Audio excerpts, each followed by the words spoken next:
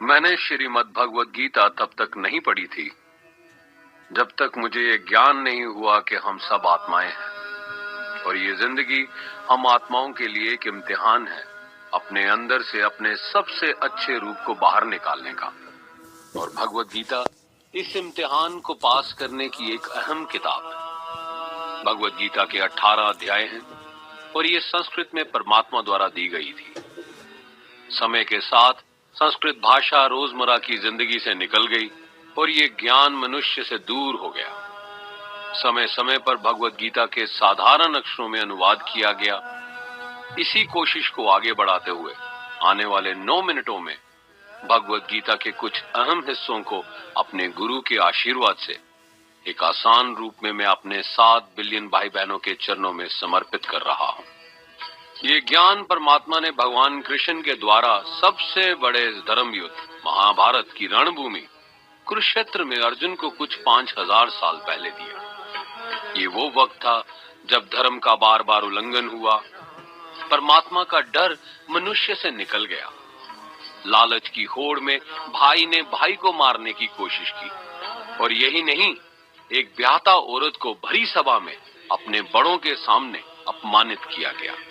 इससे पहले कि मनुष्य जाति धर्म युग से निकलकर पूर्ण रूप से कलयुग में जाती, युद्ध की रणभूमि में युद्ध से कुछ पहले परमात्मा ने गीता भगवान कृष्ण के द्वारा मनुष्य जाति के कल्याण के लिए दी। ऐसे ही जैसे कभी तुरा मोसेस को, गॉस्पेल जीसस को और कुरान प्रॉफिट मोहम्मद को दी। गीता, बाइबल, कुरान, तुरा, गुरु ग्रंथ साहिब परमात्मा द्वारा दी गई किताबें हैं जो किसी एक धर्म के लिए नहीं बल्कि पूरी मनुष्य जाति के लिए है, पूरी इंसानियत के लिए है, सब आत्माओं के लिए है। क्योंकि ये आत्मा को परमात्मा के बारे में, उसकी सृष्टि के बारे में और सबसे अहम ये उन कायदों के बारे में समझाती है जिनका आत्मा को मनुष्य के रूप में हर हाल में पालन करना होगा, रक्षा करनी होगी। और इन्हीं कायदों की बुनियाद पे एक आत्मा को शरीर त्यागने के बाद परखा जाएगा और इस परीक्षा से पास होने पे हमेशा के लिए इस जन्म और मृत्यु से मुक्ति मिलेगी। परमात्मा भगवद गीता में कहते हैं कि मैं ही सबकी शुरुआत हूं, मैं शुरू से भी पहले था और सब खत्म होने के बाद भी रहूंगा।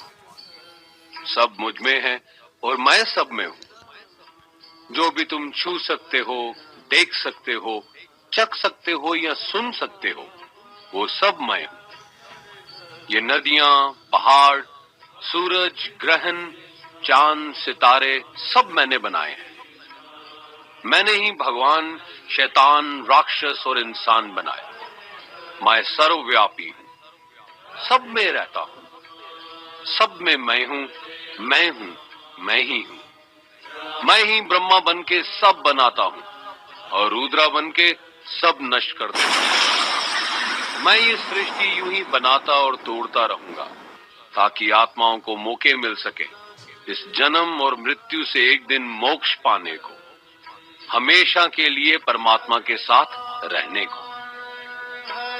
भगवद गीता कहती है कि इस सबसे बड़ी परीक्षा के लिए परमात्मा ने प्रकृति का निर्माण 5 तत्व हवा, अग्नि, जल, पृथ्वी और ईथर से किया, जिन्हें हम छू के, चख के, सूंघ के, देख के समझ सकते हैं। पर खुद परमात्मा इन 5 इंद्रियों की समझ से बाहर है। उन्हें आत्मा इन इंद्रियों से नहीं जान सकती।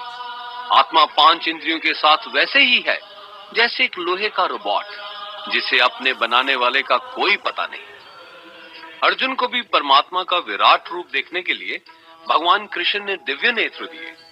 भगवद गीता समझाती है कि आत्मा अजन्मी है, इसे कोई मार नहीं सकता, कोई जला नहीं सकता, डुबा नहीं सकता, काट नहीं सकता। लेकिन आत्मा को परमात्मा के साथ हमेशा रहने के लिए ये परीक्षा रूपी जीवन में बैठना ही पड़ेगा।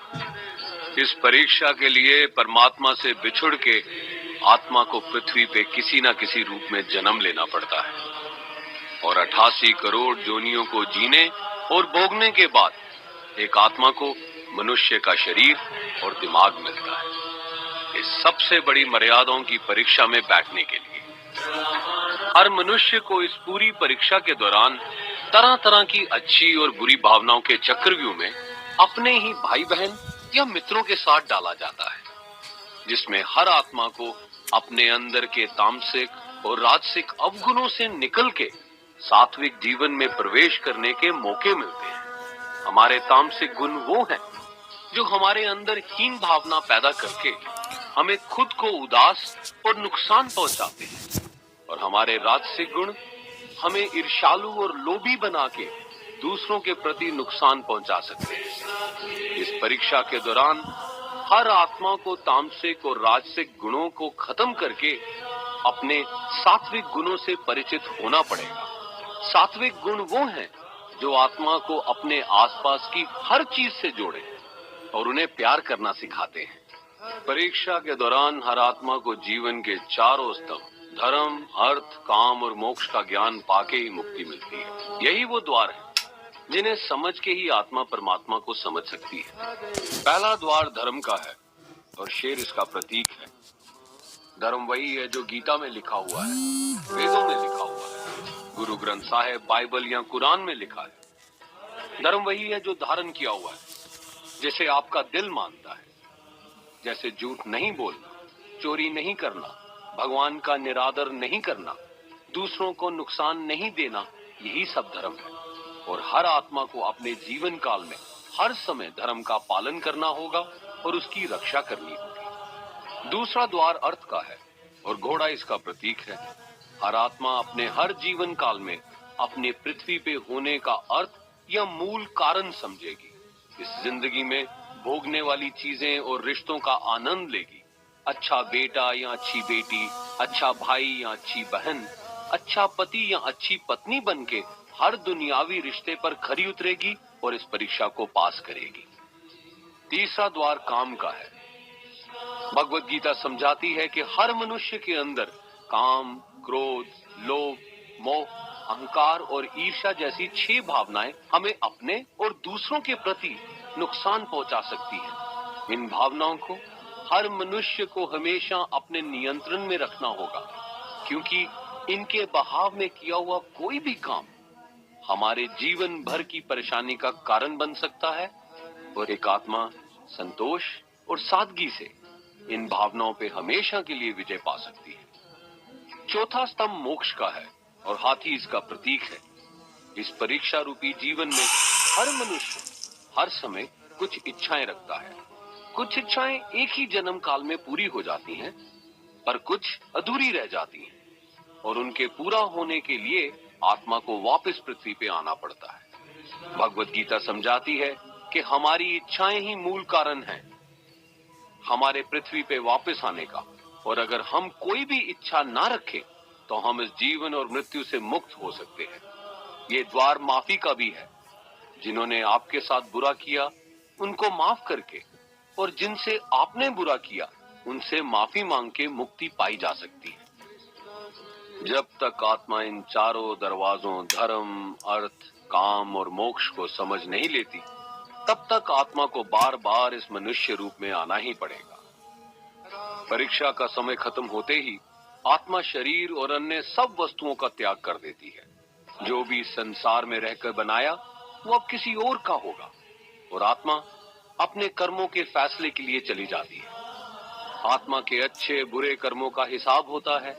अपने अच्छे कर्मों के लिए आत्मा कुछ वक्त के लिए स्वर्ग और दुष्कर्मों के लिए नरक पे चले जाती है।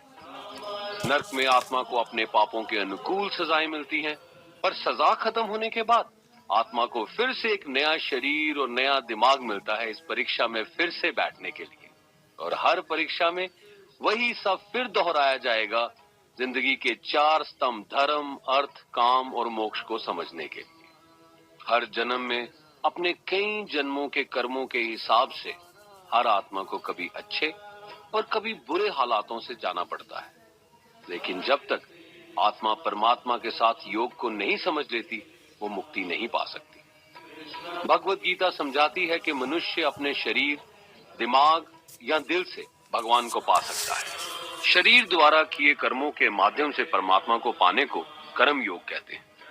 ऐसे कर्म जो परमात्मा की इच्छा से हो और दूसरों के कल्याण के लिए हो। वाल्मीकि ने रामायण लिख के, श्रवण ने अपने माता पिता की सेवा और उन्हें चार धाम की यात्रा करवा के, मदर टेरेसा ने अपने प्यार और सेवा के माध्यम से, और मैडम क्यूरी ने वैज्ञानिक खोज में अपने जीवन का बलिदान देके अपने कर्मों द्वारा परमात्मा को पाया। भगवत गीता समझाती है कि एक आत्मा दिमाग से भी परमात्मा के साथ योग लगा सकती है। इसे राजा योग कहते हैं, क्योंकि दिमाग या मस्तिष्क सब इंद्रियों का राजा है। एक मनुष्य अपनी आस्था, सांस प्रणाली, आसन, अभ्यास, साधना और तपस्या से परमात्मा को इस योग के रास्ते पा लेता है। इस योग को समझने के लिए हमें अपने अंदर की एनर्जीज यानी चक्रा और कुंडलिनी को समझना पड़ेगा।